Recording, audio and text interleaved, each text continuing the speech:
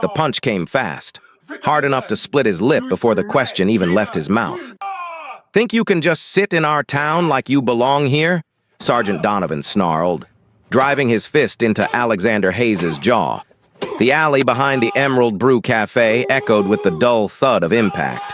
Rainwater mixed with blood, dripping onto the pavement. Officer Harlan laughed behind him, a cruel sound cutting through the drizzle. Caldwell stood farther back, frozen, watching. "You hear me? Boy," Donovan shouted again, "this zip code ain't for you. Before we go into this story, where are you watching from? Subscribe to the channel, give me a like, and stay till the end, because what happens next will make you question what justice really means." Alexander didn't move. He sat against the cold brick wall, head tilted just slightly, eyes steady. He wasn't resisting. He was memorizing every face, every badge, every voice. Donovan's hand trembled slightly when he pulled back. Harlan's laughter covered his nerves. Caldwell's eyes darted toward the mouth of the alley, guilt flickering beneath his fear. Alexander saw it all and said nothing. "Say you don't belong here," Harlan hissed, kicking him in the side. The blow stole his breath, but he refused to groan. He'd endured worse. In Iraq, in silence, under fire. Pain, he'd learned, was a form of language. The only question was who it taught. Donovan grabbed a fistful of Alexander's collar and leaned in close enough for him to smell the mix of coffee and whiskey on his breath. "You think that suit makes you better than us?" Alexander's jaw tightened, but he didn't respond. His silence enraged Donovan more than any insult could. "Yeah," the sergeant growled. "I thought so." Another hit. The world flashed white, then black, when the officers finally walked away. Alexander remained motionless, the rain falling harder, washing streaks of blood from his face. He turned his head slightly, looking at their retreating figures, and whispered under his breath, "I see you." For several minutes he sat there, breathing through the ache, tasting iron on his tongue. The drizzle softened to a steady rain. He pushed himself up, brushed off his coat, and straightened his shoulders. No sirens, no witnesses, or so he thought. Across the street, through the misted glass of a parked sedan, a camera lens blinked red. His phone buzzed a few minutes later as he reached his car. The message was short. "I saw everything. I have proof." It was signed. Laura Kincaid. That name lingered. He knew it. An investigative journalist. Fearless. Known for exposing corruption in police departments up and down the West Coast. She'd once written about the case that changed his life, the day his older brother, David Hayes, was shot by police in Chicago back in 2005. The words of her article had burned into his memory. "Justice delayed is a wound that never heals." Now, standing alone in the Bellevue rain, Alexander realized the wound had never closed. He drove back to his safe house on the edge of Lake Washington, a minimalist space of glass and steel, empty except for a couch, a desk, and a single framed photograph of David in Marine uniform. The photo sat where Alexander could always see it, but never touch it. Tonight, though, he reached for it, thumb brushing over his brother's face. They did it again. "David," he whispered. But this time, they picked the wrong man. He cleaned the cut on his lip, stitched the gash above his brow with practiced hands, and turned on his laptop. The glow filled the darkened room as he logged into the FBI's internal system. His credentials as an HRT agent granted him access few could trace. Within minutes, files appeared.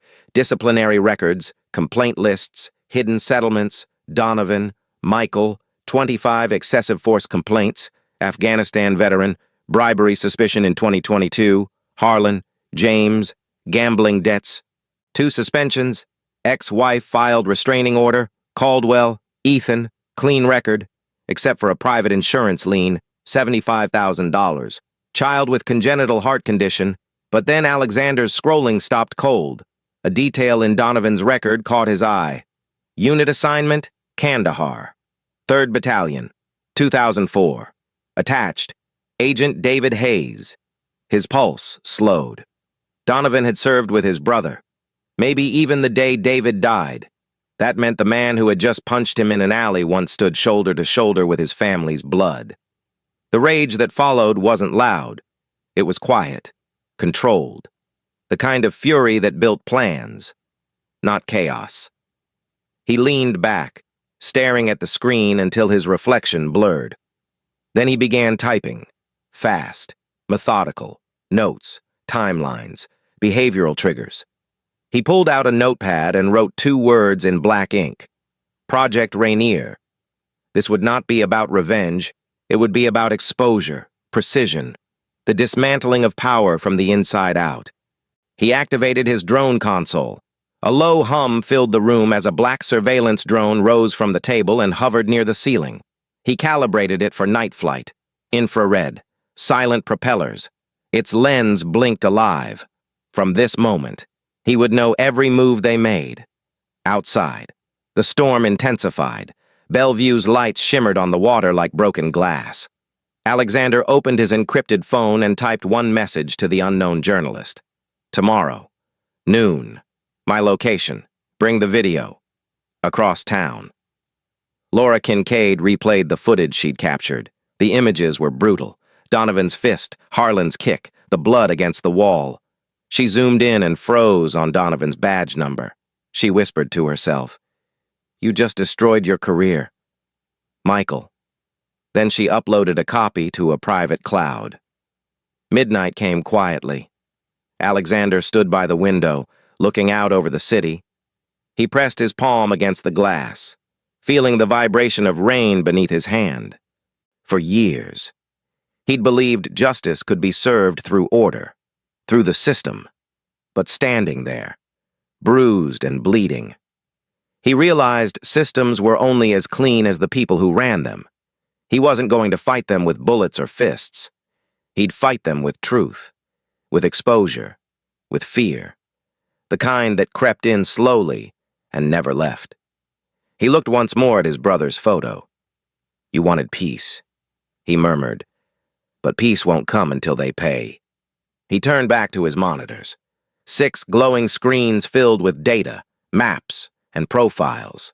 His eyes sharpened, his fingers steadied. Outside, thunder rolled across the lake. Alexander Hayes had been the victim for the last time.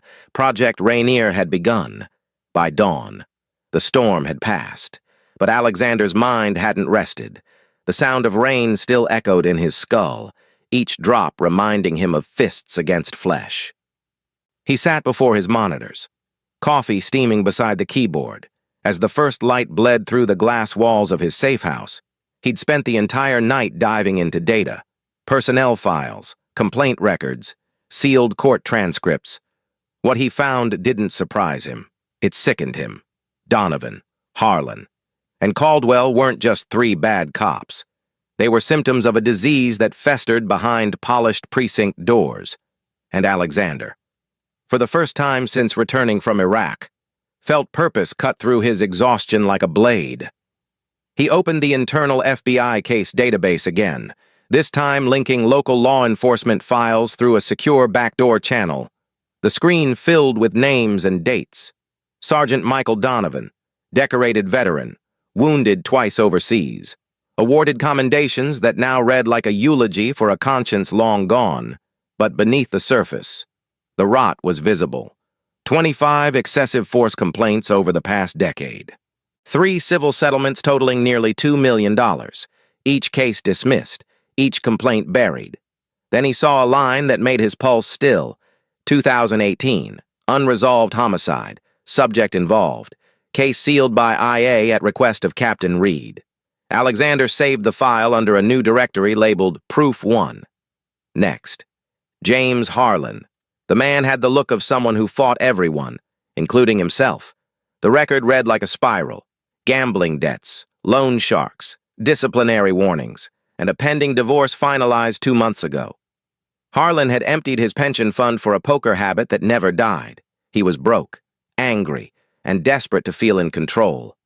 Alexander leaned back, murmuring, "Desperation makes mistakes." He logged the man's debts and tracked every gambling site registered under Harlan's name. He would make sure those debts would grow just enough to break him. Caldwell's file, however, gave Alexander pause. On paper, Ethan Caldwell looked like a man who had chosen the wrong friends. 34, father of a 6-year-old boy named Lucas, who'd been in and out of Seattle Children's Hospital for heart surgery. The records showed $75,000 in unpaid medical debt. His wife had filed for temporary separation, citing financial strain. The guilt written in Caldwell's body language during the assault now made sense. He wasn't a monster. He was a man cornered by life. Still, complicity was complicity. Alexander marked his name under a new column labeled Pressure Point. He stopped when he found an archived note in Donovan's file. Deployment record, Kandahar, 2004. Attached unit, HRT Exchange Program. Member, David Hayes. The air seemed to thin.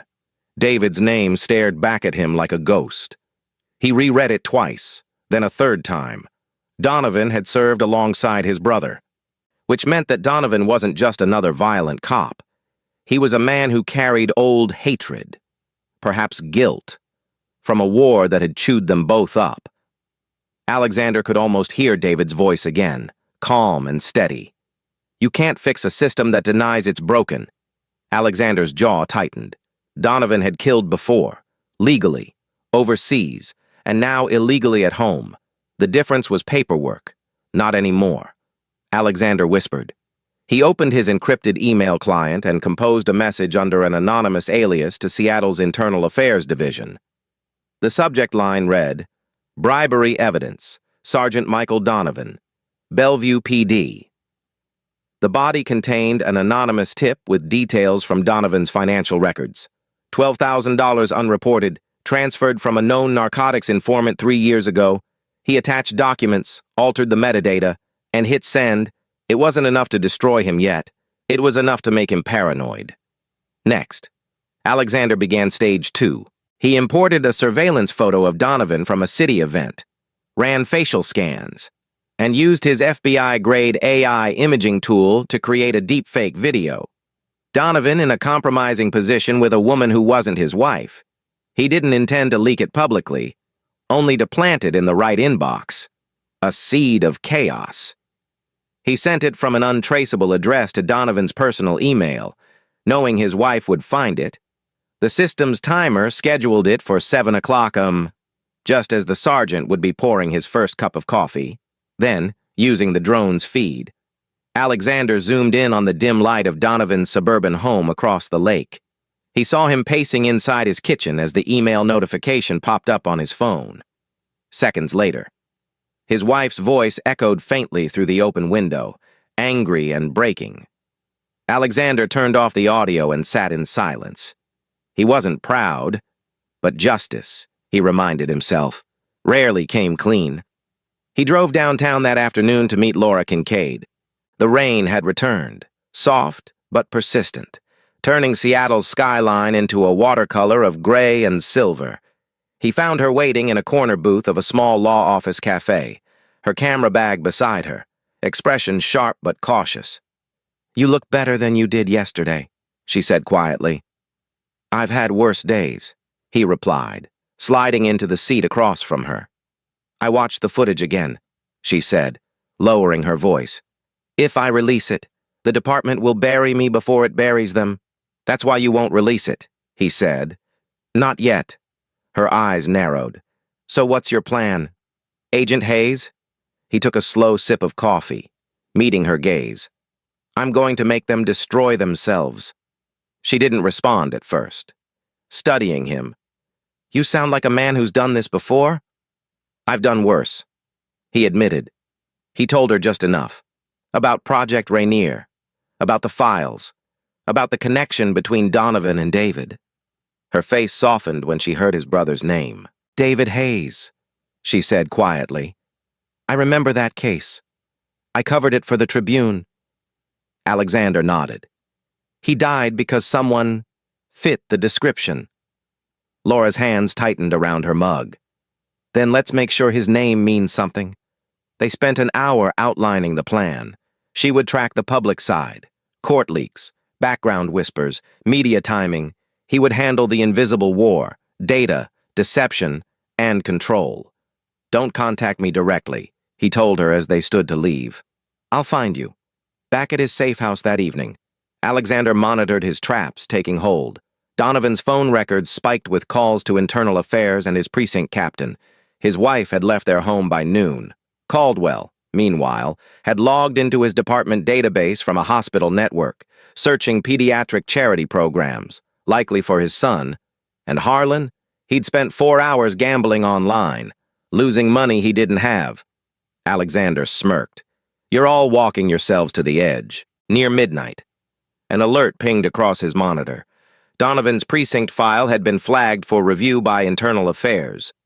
One seed planted, one thread pulled. He leaned back, rubbing the tension from his temples. It was working. Slowly, invisibly. But as he scanned through his drone feed again, something unsettled him. Donovan stood in his driveway, head tilted upward, scanning the sky as if sensing eyes above him. Alexander immediately powered down the drone and muted the feed. "Not yet." He murmured, "You don't get to see me." He shut off the lights, the room plunging into darkness except for the faint reflection of the lake beyond the glass. The rain began again, harder this time, drumming against the windows like a warning. He sat there, alone with the sound, knowing this was only the beginning. Donovan was unraveling, Harlan was drowning, Caldwell was breaking, and Alexander Hayes, once the victim bleeding in an alley, was becoming something else entirely. Justice had a new architect, and his plans were only in phase 2, by the end of the first week. Sergeant Michael Donovan had stopped sleeping. Every sound outside his window felt like surveillance, every passing car like a tail. The email Alexander sent had done its work. His wife had moved out with their teenage son, leaving a note that simply said, "You disgust me." He'd smashed his phone that morning, then drove to the precinct in silence, eyes darting to the rearview mirror every few seconds. Inside. His fellow officers noticed the change. The once boastful sergeant now jumped at the sound of the coffee machine. When Harlan joked about his love life, Donovan nearly broke his nose. Caldwell tried to calm him, but the sergeant's paranoia was already in full bloom. "Somebody's coming for me," Donovan muttered, pacing his office. Someone's watching. He didn't know how right he was. Across the lake, in the dim blue glow of his safe house, Alexander watched every movement through his drone feed. He saw Donovan's house at 3 a.m., lights flickering on, then off again. He saw him pacing the driveway with a flashlight, searching the bushes, muttering to himself. The cracks were widening. Alexander typed another command, a private email to Internal Affairs, again anonymous, this time containing the exact coordinates of an old cash drop tied to the 2022 bribe. The subject line read, "Evidence left behind, within hours." The IA system flagged the case for review. The noose was tightening. By the following morning, Donovan's world began to crumble publicly. Internal Affairs called him in for questioning about financial irregularities. He left the meeting red-faced, shouting that it was a setup. That same night, a second storm hit Seattle. Thunder rolled across the lake as Donovan poured whiskey into his glass, pacing the living room. His hands trembled. The television played some local news broadcast about rising police misconduct cases. Alexander had arranged that segment with Laura's help. Every phrase hit Donovan like a hammer. Abuse of power, unaccounted funds, officers under scrutiny. Alexander sat in the dark, headset on, recording every word from the bug he'd planted through the drone's sonic relay. He didn't need to be near Donovan. He just needed him to feel surrounded. At 10:43 p.m., Alexander's computer pinged. Donovan had left his house. Driving toward Bellevue's central district, Alexander launched the drone, keeping distance, through the rain-soaked lens. He followed the black SUV as it turned onto Lakeview Drive and stopped outside a 2-story home, Donovan's captain's residence. He watched as the sergeant stormed up the steps, waving papers, shouting, "Inside." The captain's wife appeared at the door, frightened. Donovan slammed his fist against the frame, yelling accusations about betrayal and internal spies. The captain's silhouette appeared behind her, telling him to go home before he got suspended. Donovan's voice cracked through the storm. "You think you can bury me? I'll bury every one of you." Alexander exhaled slowly, watching the meltdown unfold in real time. The fall had begun, but the deeper he watched, the more something inside him stirred, a thin ache he hadn't felt in years. Guilt. He tried to brush it away, telling himself this was justice, not cruelty. Yet the line between the two had grown faint. The next day, Donovan arrived at the precinct before dawn, unshaven, eyes bloodshot. He sat at his desk, scrolling through emails, deleting files, printing others. Harlan and Caldwell exchanged nervous glances. "You okay?" "Sarge?" Harlan asked. Donovan slammed his fist on the desk. "No, I'm not okay. Someone's leaking internal data. Someone in this room." Caldwell lifted his hands. "We don't even know what you're talking about." "I said shut up!" Donovan barked, his voice cracking. "You think I don't see it? The whispers, the looks, they're trying to ruin me." He stormed out of the room, leaving a stunned silence behind. Harlan shook his head. "He's losing it," he muttered. Caldwell didn't answer. He looked out the window toward the rain, wondering if maybe, just maybe, they were finally reaping what they'd sown that evening. Donovan drove to a motel outside the city, a rundown place off Highway 520. Alexander's drone followed at high altitude, invisible against the clouds, from the feed. He saw Donovan pacing inside his room, tearing pages from an old folder. Then, suddenly, Donovan froze. He looked down at something on the floor. A photo. Alexander zoomed in. The image was faint but familiar. David Hayes, standing in desert fatigues beside a group of soldiers. The photo had been in Donovan's possession for years. He stared at it for a long time, breathing unevenly, then punched the wall. "You," he whispered. "You're behind this." Alexander's blood ran cold. He hadn't expected this connection to surface so soon. Donovan had found the link, David's face, the resemblance. It would take him only one step to realize who Alexander truly was.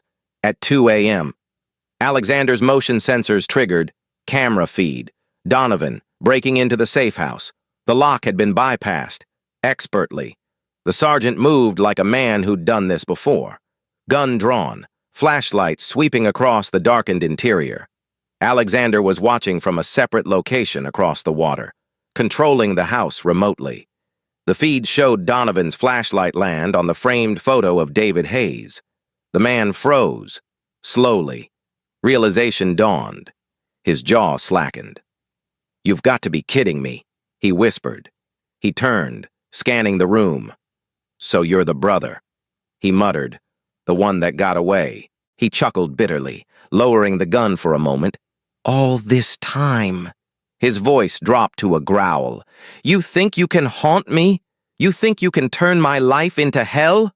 Through his earpiece, Alexander whispered into the microphone linked to the speaker system in the room. "You don't need my help for that." "Sergeant." Donovan spun, firing 3 shots toward the sound. The bullets cracked through drywall, echoing through the empty house.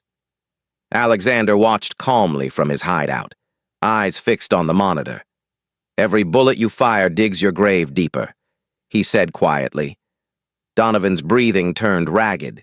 He backed toward the window, eyes darting, voice trembling. "I'll find you. Hayes, you hear me? I'll find you." Then he fled into the rain, leaving the front door swinging open behind him. Alexander sat in silence, watching the chaos he'd orchestrated spiral out of control. The mission was working, but for the first time, he felt the tremor of what he was becoming. Not an agent, not even an avenger. A ghost. By dawn, Internal Affairs had suspended Donovan pending investigation. His badge and weapon were confiscated. Harlan and Caldwell were questioned. The department buzzed with rumor and fear. Laura called Alexander from a payphone. "You've got half the city whispering his name." She said, "How far are you going to push him?" until he breaks. Alexander replied, "And if he doesn't, then I will." That night, Alexander stood once again on his balcony, the rain heavier than before, the city glowing faintly beneath layers of fog. He thought of David, of the alley, of the violence that had started all this. His plan was working perfectly, but perfection had a cost, in a motel across town. Donovan sat alone, staring at the photo of David Hayes, his old comrade, now the face of his undoing. The television murmured faintly in the background about ongoing investigations and new corruption probes. He reached for his phone, dialing a number he hadn't called in years. "It's me," he said when the line picked up. "I need a favor. Someone's coming for me." But what he didn't know, what he couldn't know, was that the storm he feared wasn't coming. It was already here. And Alexander Hayes was the rain. The rain hadn't stopped in days. Seattle's sky hung low and colorless, a lid pressing down on the city as if trying to smother it, in a cramped apartment on Capitol Hill. Officer James Harlan sat hunched over his phone, eyes bloodshot, hands shaking. The screen glowed with digital numbers, bets, losses, debts climbing faster than he could breathe. His last $50 vanished with a red flash on the gambling app. He stared at it, chest tightening. The voice in his head whispered the same thing it always did: double or nothing. But there was nothing left to double. Harlan looked around his apartment. The stained carpet, the unpaid bills, the empty whiskey bottle on the floor. His ex-wife had taken everything that mattered: the furniture, the photos, the little girl who used to sit on his lap while he pretended not to be the kind of man he'd become. The only sound now was the slow drip of rain against the cracked window. He rubbed his temples and muttered, "I just need one break. Just one." That's when the notification appeared on his phone. "High-stakes private game tonight, invitation only, $2,000 buy-in, warehouse district, big payout." He didn't remember signing up for that mailing list, but desperation doesn't read fine print. Across the lake, Alexander watched from his desk as a small tracking signal pulsed on his monitor.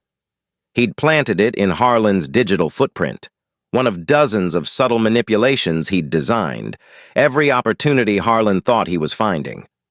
Alexander was feeding him. He adjusted the drone's coordinates and whispered, "Let's see how you gamble your soul tonight, by dusk." Harlan was behind the wheel of his dented Chevy, driving toward an abandoned warehouse lit by flickering street lamps. The air smelled like rust and oil. Inside, a few men in suits sat around a poker table beneath a hanging light, their faces half hidden in shadow. Harlan forced a grin, threw down his cash, and took a seat. The dealer nodded once. The game began. It didn't take long for the trap to close. Each hand tightened around him like a noose. His luck turned fast, too fast, within 40 minutes. He was out $15,000, then $18,000, then everything. Sweat rolled down his temples. His voice cracked when he said, "Double or nothing." The man across from him, one of Alexander's hired players, smiled coldly. "You sure, officer?" Harlan's throat bobbed. "Deal the damn cards." 2 hands later, he was ruined. The dealer leaned forward, pushing the chips away with deliberate slowness. "Tough night, friend." Harlan's breath came shallow. I can get you the money. Give me a few days." The man chuckled. "You cops always think time's on your side." When Harlan stumbled out into the rain, the reality hit like a brick. He was broke, drunk, and cornered. His badge couldn't save him from the kind of men he'd just lost to. His mind spun. 20,000. The department's evidence room had at least that sitting untouched. Cash from a recent drug seizure. The idea came dark and quick, like a reflex. Hours later, he slipped through the precinct's side entrance. The hallways empty and silent.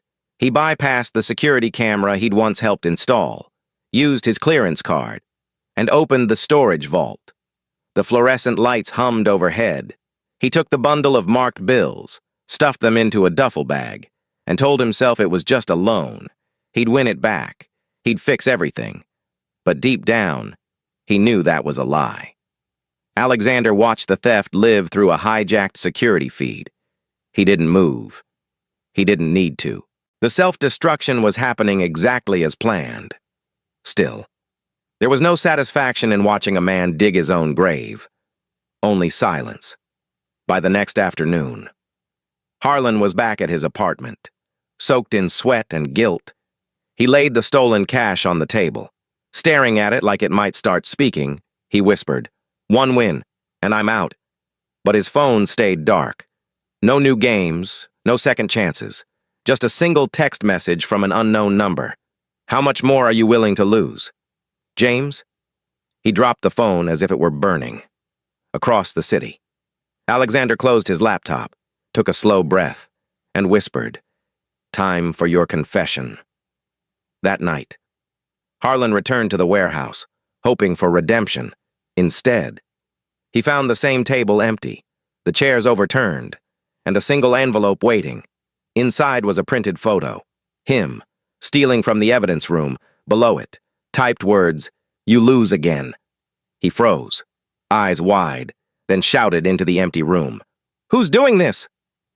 "Come out." The echo answered him. No one else did.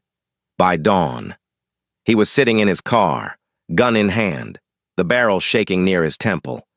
The world had gone quiet except for the rain.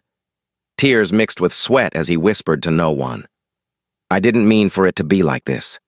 His finger trembled. Somewhere deep inside, the last human part of him screamed, "Don't." Then, like a small miracle, his phone buzzed. An anonymous voice, Alexander's, altered and untraceable, spoke calmly. "Not this way." "James." Harlan froze. "Who are you?"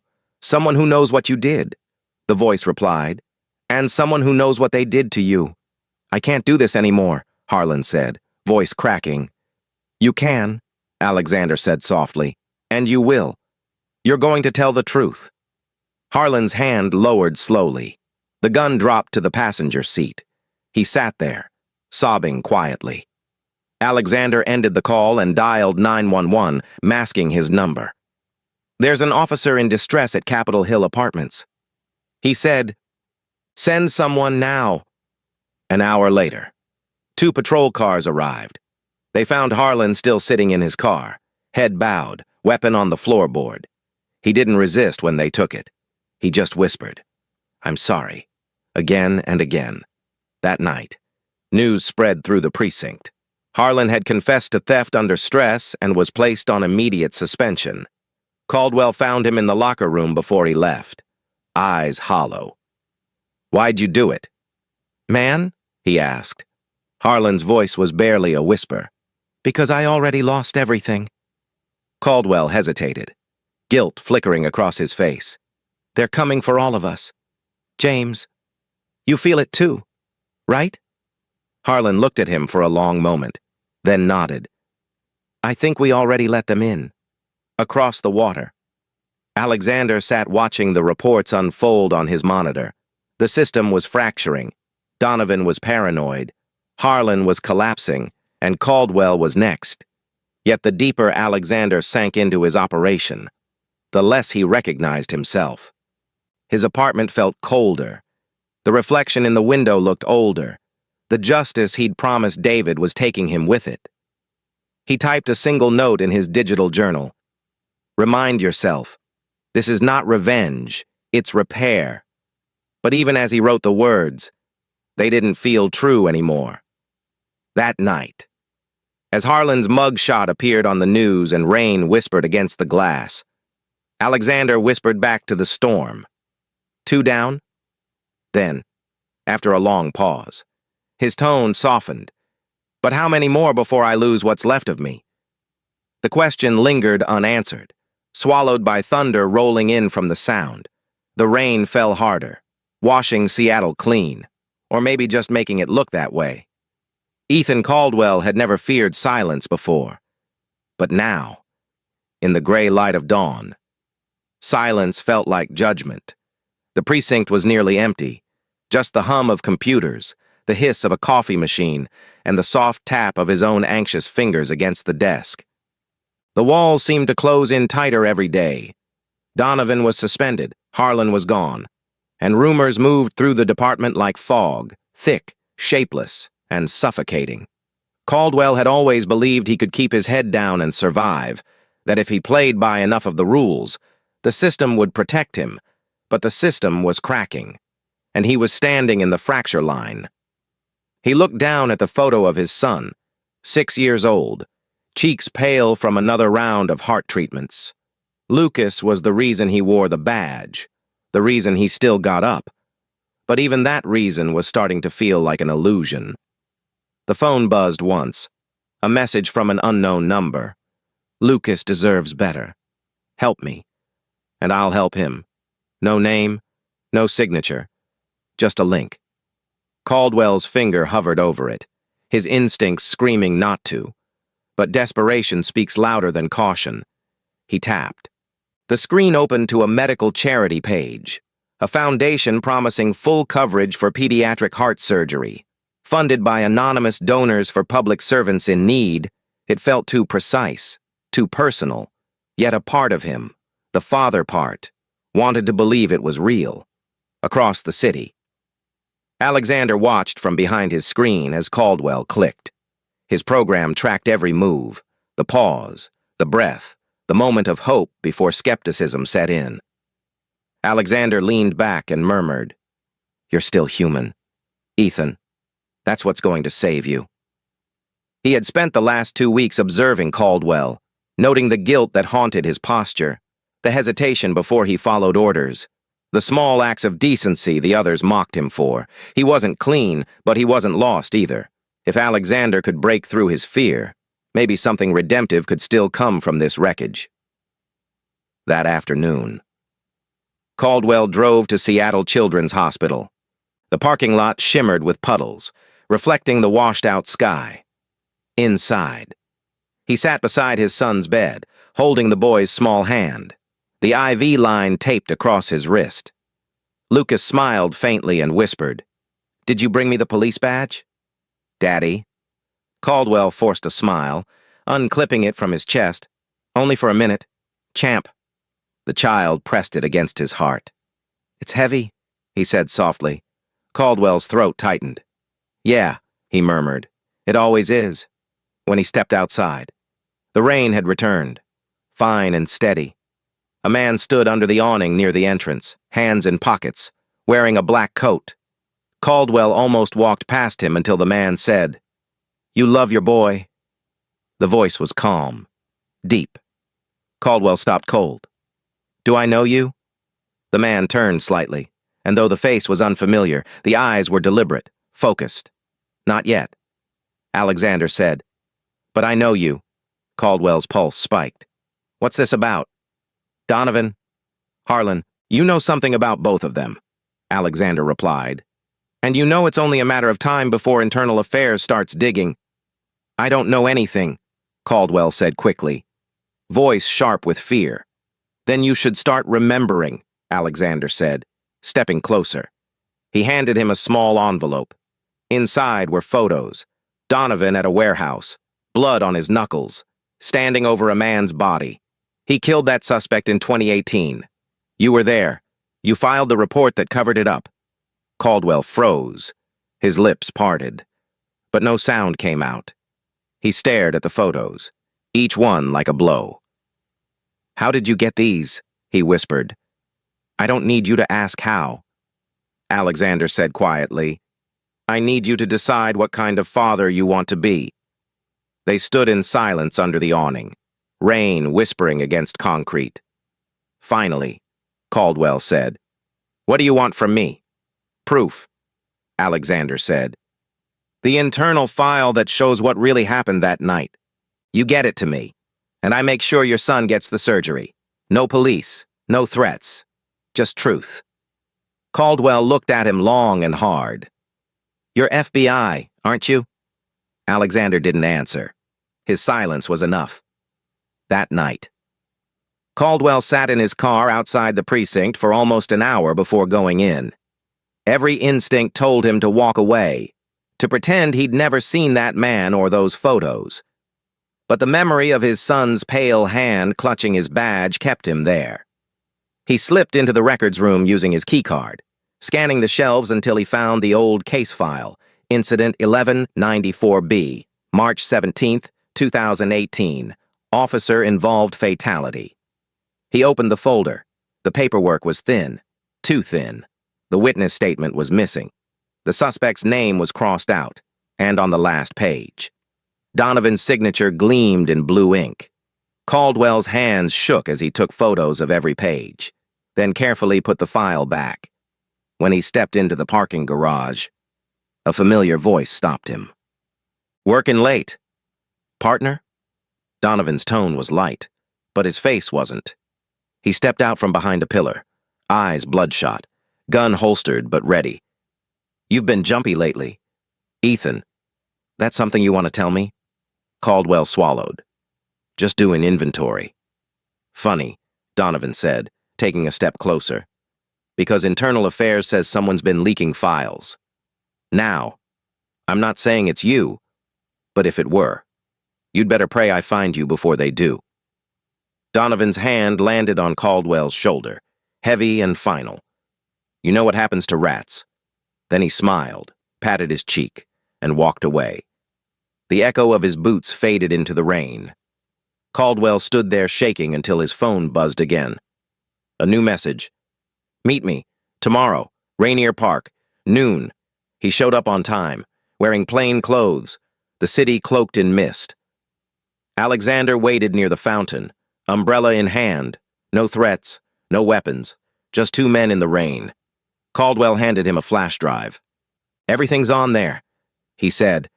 "The report, the photos, the missing statement. Donovan killed that man. I covered for him because he told me the guy reached for a gun, but he didn't. He just ran." Alexander looked at him, studying the exhaustion in his face. "Why tell me now?" Caldwell's voice broke. "Because I don't want my boy to grow up thinking silence is loyalty." For a moment, neither spoke. The rain filled the space between them. Then Alexander said quietly, "You just saved more than your son." That evening, Donovan confronted Caldwell again, this time in the precinct garage. He'd gotten wind of the meeting, maybe through a leak, maybe just instinct. He slammed Caldwell against a concrete pillar, snarling, "You think you can turn on me? After everything?" Caldwell didn't fight back. He just whispered, "You killed him. Mike. You killed them all." Donovan's punch came fast and brutal, splitting Caldwell's lip. "You talk to anyone, and I'll finish what I started," Donovan hissed. When he left, Caldwell slumped against the pillar, tasting blood.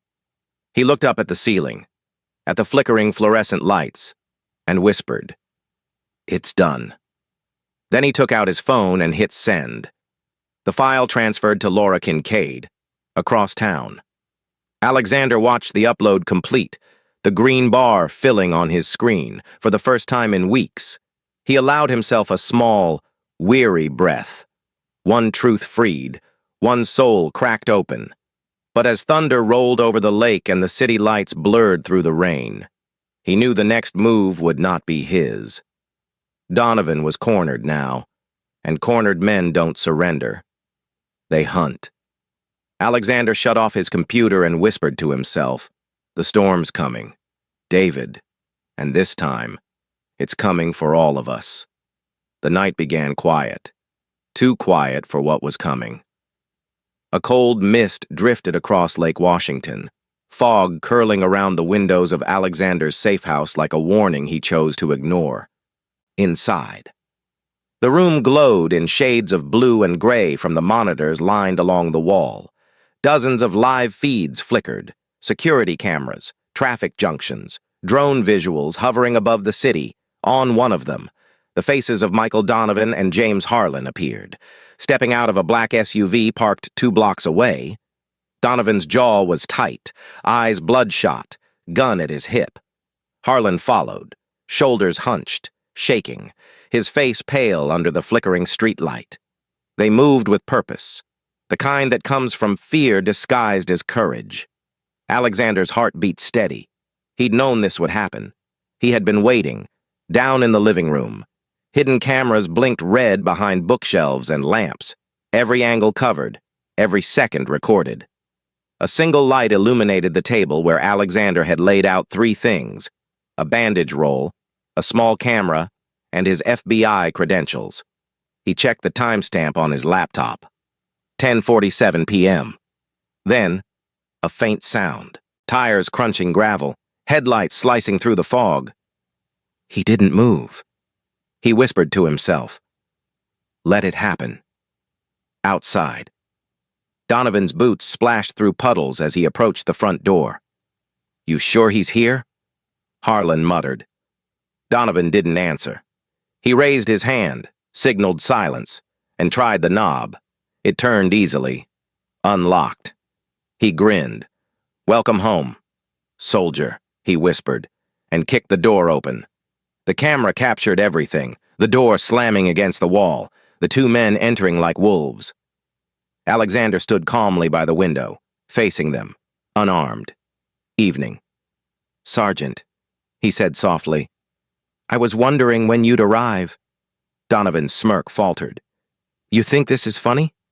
No, Alexander said. Predictable. Harlan's voice cracked. We know what you've been doing. You think you can destroy us from behind a screen? Alexander tilted his head. I already have. Donovan stepped forward.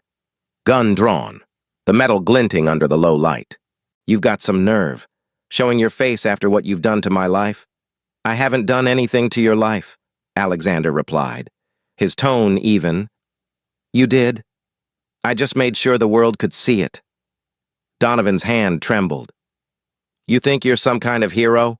No, Alexander said quietly. I'm a witness. The moment broke like glass. Donovan lunged forward, striking Alexander across the face with the butt of his gun. The camera caught the impact, the sharp crack, the blood blooming from Alexander's lip. Harlan flinched. Mike, stop! But Donovan didn't. He shoved Alexander to the floor, shouting, You ruined everything! You cost me my family!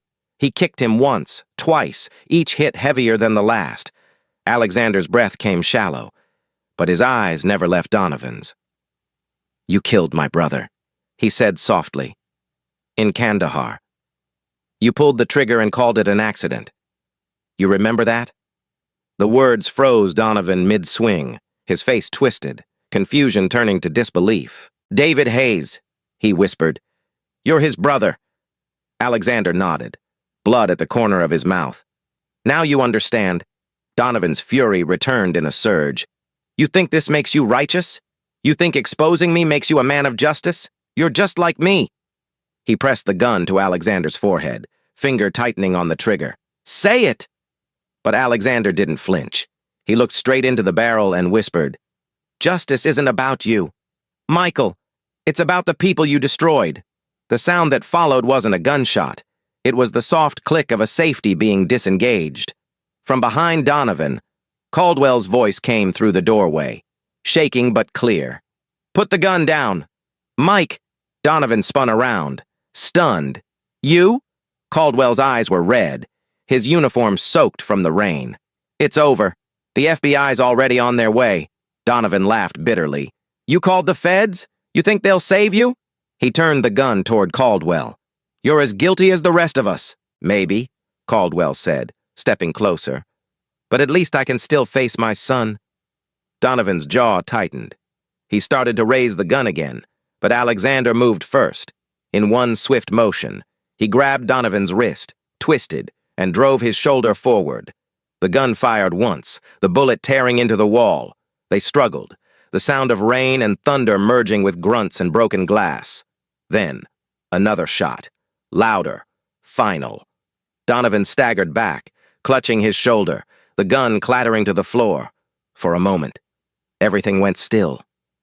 Harlan stood frozen, eyes wide, hands trembling. Oh, God, he whispered. Oh, God. What have we done? Alexander stood slowly, his breath ragged. You should have stayed away. He picked up the fallen weapon and dropped it onto the table beside his badge. That's what separates us. You hide behind power. I stand in front of it. Then came the sound. the faint echo of sirens in the distance, growing louder. Blue and red lights began flashing across the windows. Caldwell exhaled, relief mixing with dread. "They're here," he said quietly. "Yeah," Alexander replied. "Right on cue. Outside."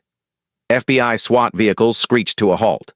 Armed agents poured out, surrounding the house. Laura Kincaid was already streaming live from across the street. Camera focused on the front door. Her voice carried over the broadcast. "Breaking news from Bellevue. An FBI agent and 2 local officers caught in a violent standoff. The footage you're about to see was recorded in real time. Inside." Alexander leaned against the wall, blood on his hands, exhaustion setting in. He looked at Donovan, who was sitting slumped against the counter, the gunshot wound darkening his uniform. "Why, Michael?" he asked quietly. "After all these years, why keep fighting ghosts?" Donovan's breath came in short bursts. "Because ghosts don't bleed," he muttered. Then he looked up at Alexander, hatred flickering beneath his pain. "You think you won? You just proved we were right about you." Alexander crouched beside him, voice steady but cold. "No, I proved you were wrong about everything." The front door burst open. SWAT agents flooding in, shouting commands. Harlan dropped his weapon instantly, hands raised. Caldwell followed, eyes down, silent. Donovan tried to reach for his gun again, but one of the agents pinned him to the ground. Alexander raised his hands and said simply, "FBI, Agent Hayes, this is my operation." The room went silent. The lead agent's eyes widened in recognition. "We've been tracking this for weeks," he said. "Project Rainier," as they secured the scene. Alexander walked to the table, picked up his badge, and looked straight into Laura's camera lens outside the window. The live stream caught his words clearly. "My name is Alexander Hayes. I'm an FBI agent, and tonight, the system saw itself for what it really is. Outside." The rain began to fall harder, flashing in the strobe lights. As Donovan was carried out on a stretcher, blood soaking his sleeve, he turned his head toward Alexander and rasped, "You'll never wash this off." Alexander didn't reply. He just watched as the man disappeared into the storm. When the last of the sirens faded, he stood alone in the doorway, the city lights flickering across the wet street. His shirt was torn, his face bruised, but his eyes were calm. He whispered, more to himself than anyone else, "It's done." But deep down, he knew it wasn't. Justice had been served in front of millions, but it came with a price. The part of his soul that once believed in mercy. As dawn approached, Alexander stepped outside into the cold rain, head tilted toward the gray sky. He thought of David. He thought of all the men like Donovan who believed power was proof of worth. And he thought of the line between justice and vengeance, the one he had just crossed. Behind him, the house stood silent, its lights flickering out one by one. The storm rolled east over Lake Washington, carrying with it the last echoes of the bloody night that would haunt Seattle forever. The morning after the raid, Seattle woke to sirens, headlines, and disbelief. Every screen glowed with the same story, the footage from Alexander's cameras, now broadcast across the nation. Millions watched as Sergeant Michael Donovan and his partners stormed an FBI agent's home, assaulting him in a frenzy of rage.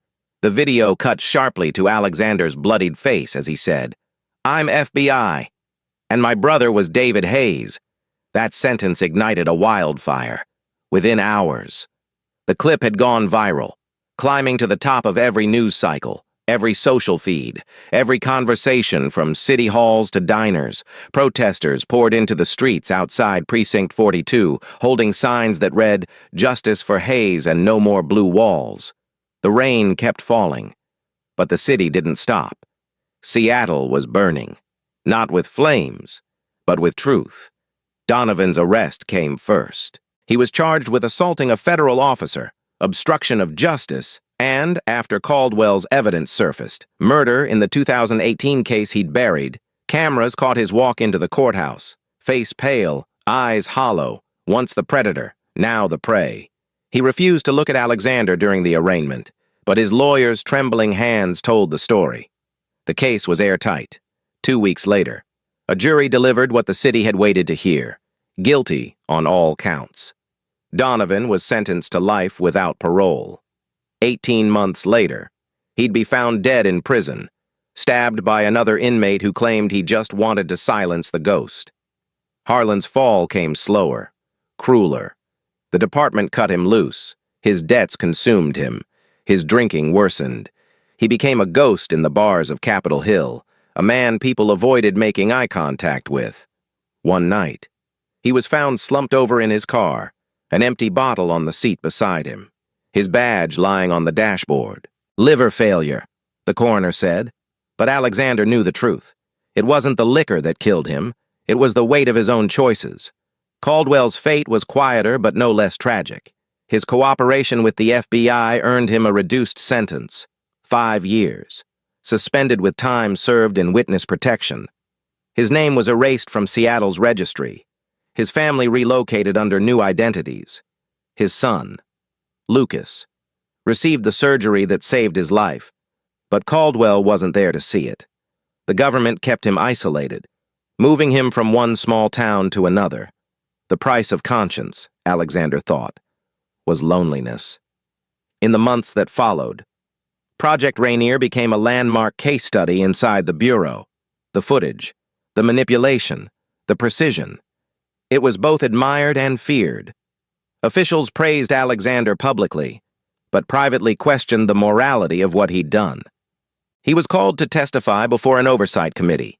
Sitting under the harsh lights of Washington, D.C., his face calm but unreadable.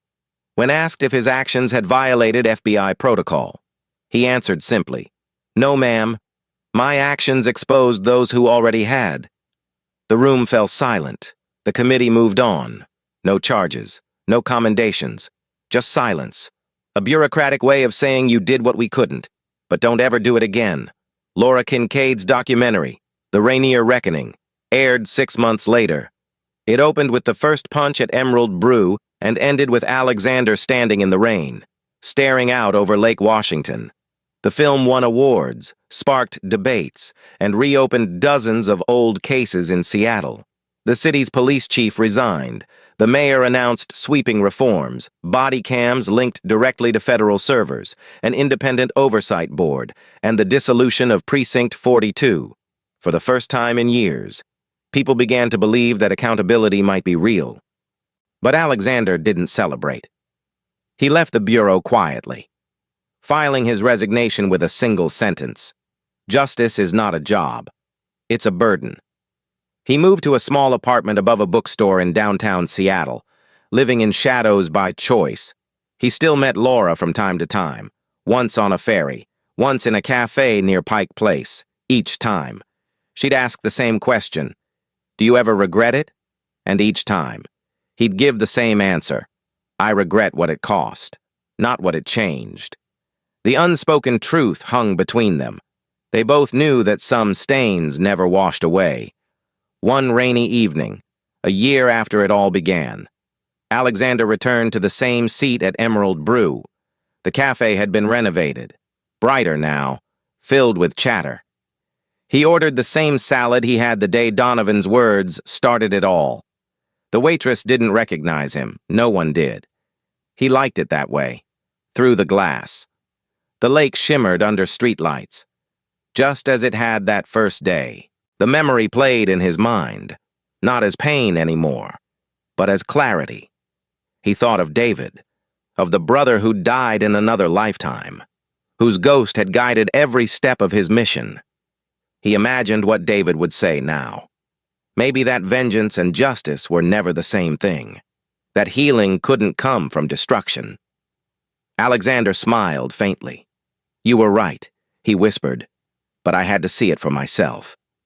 As he rose to leave, the rain began again, gentle, cleansing, endless. He stepped outside, pulling his coat tight, feeling the cool drops hit his face. Around him, the city breathed, broken, imperfect, alive, somewhere. A child's laughter echoed, the sound bouncing through the narrow streets. For the first time in a long while, Alexander didn't feel haunted. He looked up at the gray Seattle sky, the same sky that had witnessed every act of cruelty and courage, and said quietly, "Justice is never clean." Then he walked into the mist, his figure fading between streetlights, leaving behind the echoes of a city forever changed by the shadow of one man who refused to stay silent, and though he didn't see it, far across the lake. A single beam of morning light broke through the clouds, faint, fragile, but real. Thank you for watching. If this story moved you, don't forget to subscribe, leave a like, and share it with someone who believes justice still matters. Your support keeps these stories alive,